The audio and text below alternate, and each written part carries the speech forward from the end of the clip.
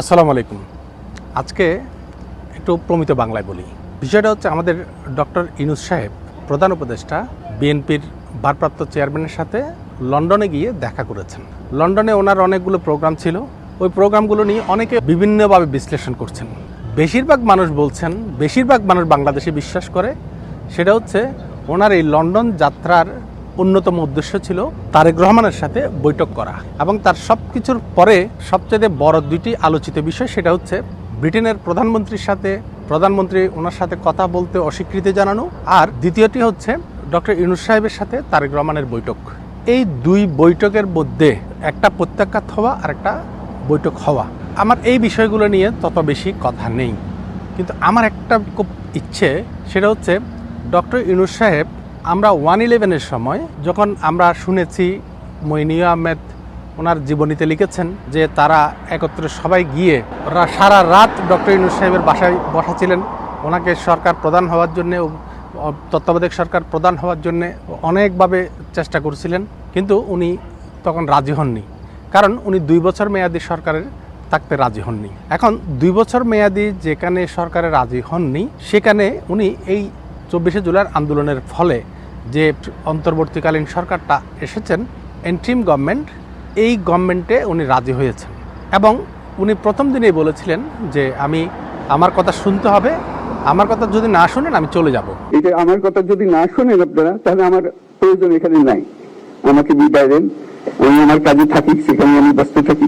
কিন্তু এখন যে বিষয়টা দাঁড়িয়েছে সেটা হচ্ছে উনি মাত্র 2 বছরের সরকারে, প্রায় 2-3 বছরের সরকারে যেখানে রাজি ছিলেন না, এখন নিশ্চয়ই একটা বড় ইচ্ছে ছিল যে বেশ কিছুদিন থাকবেন, কিন্তু বাস্তবতা হচ্ছে উনি বেশ কিছুদিন থাকতে পারেননি।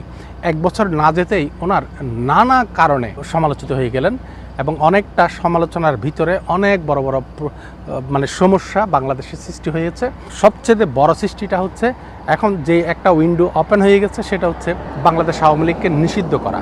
বাংলাদেশ আওয়ামী লীগকে নিষিদ্ধ করতে গিয়ে উনি যে বড় একটা সমস্যা বাংলাদেশে বীজ বপন করে দিয়েছেন, এই বীজ কিভাবে শেষ হবে সেটা সময়ই বলবে। তবে একটা কথা কি, আমার কেন জানি মনে হয় ডক্টর ইউনূস সাহেব ব্যবসায়ী মানুষ, শতভাগ ব্যবসায়ী মানুষ। এইরকম একজন মানুষ উনি ব্যবসায়ীদেরকে প্রথমে আসার সঙ্গে সঙ্গে ব্যবসায়ীদের উপর আক্রমণটা করলেন। এখন এই যে বাংলাদেশে বড় বড় ব্যবসায়ী গ্রুপগুলো, এরা গত 17 বছর যদি সরকারের সাথে হাত না মিলিয়ে ব্যবসা করা সম্ভব ছিল কি?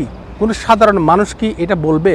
আপনার এই গত 1 বছরের সরকারের সাথে সবকিছু ঠিকঠাক না থাকলে যেখানে ব্যবসা করা যাচ্ছে না, সেখানে আপনার 17 বছর একজন ব্যবসায়ী আপনার কোনো কথাবার্তা ছাড়া সরকারের সাথে ঠিক না রেখে ব্যবসা করবে, এটা তো হতে পারে না। তবে হ্যাঁ, কিছু কিছু ব্যবসায়ী যে খুব বড় বড় দুর্নীতির সাথে সংশ্লিষ্ট ছিলেন এটা সত্য, কিন্তু আমার কথা হচ্ছে উনি যদি এই 1/11-এর সরকার যেভাবে দ্রব্যমূল্যের জন্য পতন হয়েছিলেন, তারা চলে যেতে বাধ্য হয়েছিলেন, ঠিক এই অন্তর্বর্তীকালীন সরকার এখন ব্যবসায়ীদেরকে খুব বেশি আক্রমণ করে কিন্তু এই জিনিসগুলো হচ্ছে।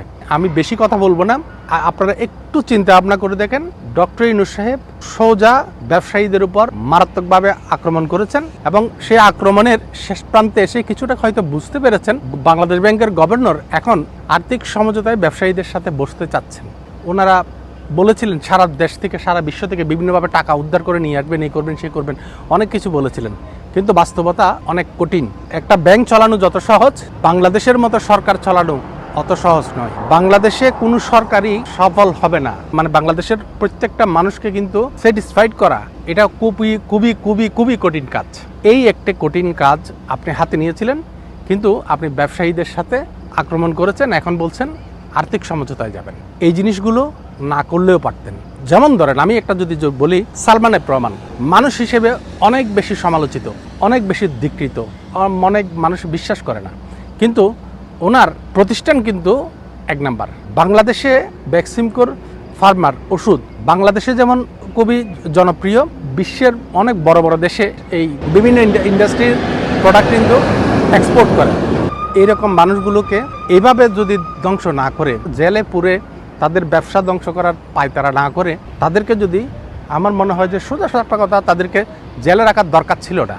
তাকে সারা বাংলাদেশে রেখে তার পাসপোর্টটা সিজ করে ফেলতেন, পাসপোর্টটা রেখে প্রয়োজনে তাকে 5-7টা, প্রয়োজনে 5,000 গাড়ি দিয়ে তারা আরও ভালো করে যে কোনোভাবে নিরাপত্তা দিয়ে বলা উচিত ছিল যে বাংলাদেশে থাকতে হবে আপনাকে, বাংলাদেশের থেকে আমাদের টাকাগুলো কিভাবে দিবেন সেটা বলতে হবে।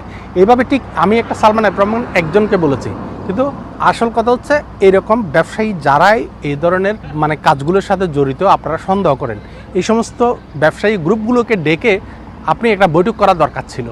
আপনি এখন যে ছোট ছোট ব্যবসায়ীদের সাথে বৈঠক করেছেন এগুলা আপনার কিছুই করতে পারেনি।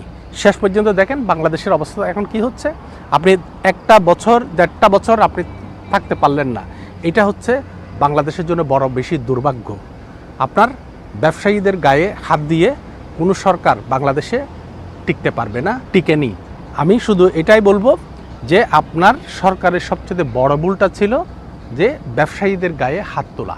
এটা না করে তাদেরকে কগনিজেন্সে নিয়ে আপনার আয়ত্তের মধ্যে নিয়ে বাংলাদেশের রেখে তাদের কাছ থেকে টাকাগুলো উদ্ধার করতে পারলে অনেক বেশি সফল হতেন।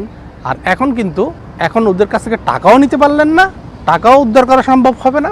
এই যে ব্যবসায় ফ্যাক্টরিগুলো পুড়ে গেছে, যেগুলো শিল্প প্রতিষ্ঠান বন্ধ হয়ে গেছে, এগুলো কিন্তু মানে একবার ধ্বংস হলে আবার সফল করা খুবই কঠিন। যদি বোঝার সময় হয় তাহলে আপনারা ঠিকই বুঝবেন। অসংখ্য ধন্যবাদ।